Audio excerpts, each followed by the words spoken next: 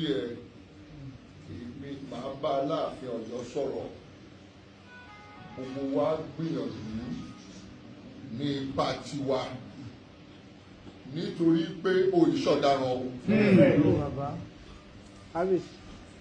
Mo ń sọ Sunday Igboho kì í ṣe ọ̀daràn.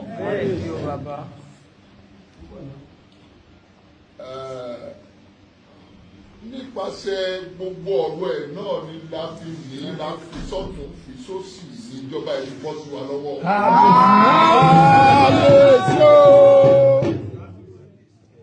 Kò dẹ̀ lè wá bọ́ sí wa lọ́wọ́ tán ká wá sọ pé àmọ́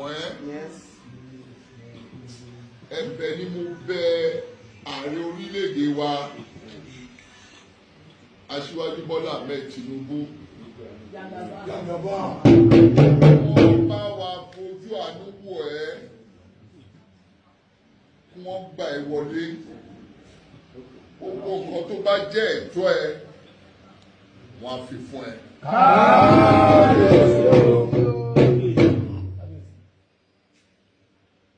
Mo tún bẹ̀ gbogbo àwọn ìjọba láàkiri ní gbogbo ilẹ̀ Yorùbá, àwọn ìpínlẹ̀ kọ̀ọ̀kan, gómìnà kọ̀ọ̀kan ní ìpínlẹ̀ Yorùbá, kí gbogbo wọn fọwọ́sowọ́pọ̀ kí wọ́n rí sí ọ̀rọ̀ ẹ, kí wọ́n dá sí ọ̀rọ̀ ẹ. Bẹ̀rẹ̀ láti ẹni tó ń jẹ́ olórí wọn Dàpọ̀ Abíọ́dún, olú represent wọn, Southwest Governors Forum chairman wọn, kí gbogbo wọn jọ foríkorí.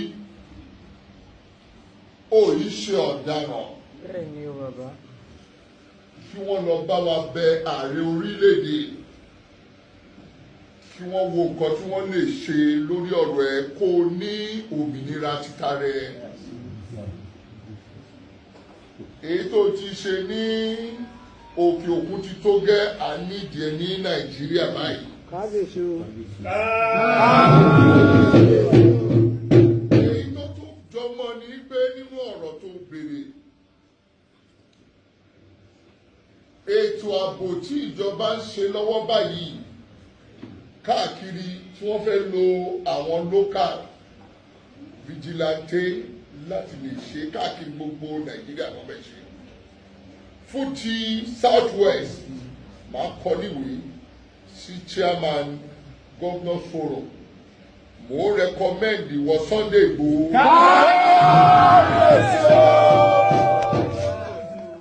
láti lè jẹ́wọ́ lo ẹ́ẹ̀dì ti Southwest nítorí pé ìka tó bá tọ́ símú là á rere mú. Pàtàkì jùlọ ó ti jà takuntakun fún ilẹ̀ Yorùbá. Ọwọ́ àwọn ètò ti ṣe yìí náà ó fi wá jẹ́ kó lẹ́tọ̀ọ́ sí pé káwa náà rẹ́kọ́mẹ́ǹdì ẹ̀. Mi ò pálàṣẹ fún ìjọba àpapọ̀ ṣùgbọ́n ẹ̀bẹ̀ ni mo bẹ̀ wọ́n. Ẹ̀bẹ̀ dẹ̀ ni mo dẹ̀ bẹ̀ àwọn gómìnà wa nípínlẹ̀ Ọ̀yọ́ ní ìpínlẹ̀ Ògùn, ìpínlẹ̀ Èkó, ìpínlẹ̀. Atoni ìgbàlọ́lọ́ ń jálajàlá àlùwàlá.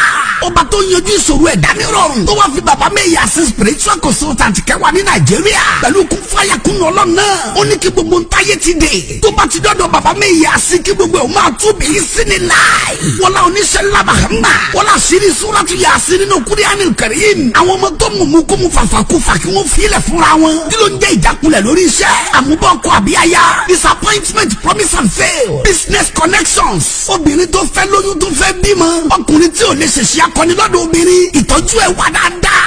Tẹ bára ẹni tó ń fojú kó jàǹkárí wọ̀. Kò ní rí bẹ́ẹ̀ mọ́ mọ́ṣálá. Ẹ máa bọ̀ lọ́dọ̀ bàbá Mẹ́yà sí spiritual consultant nílùú Àbújá FCT. Ẹ tún lè pè wọ́n sórí aago 0913-838-3600 tàbí 0812-637-5711. Ìlànà àmọ́ inshallah.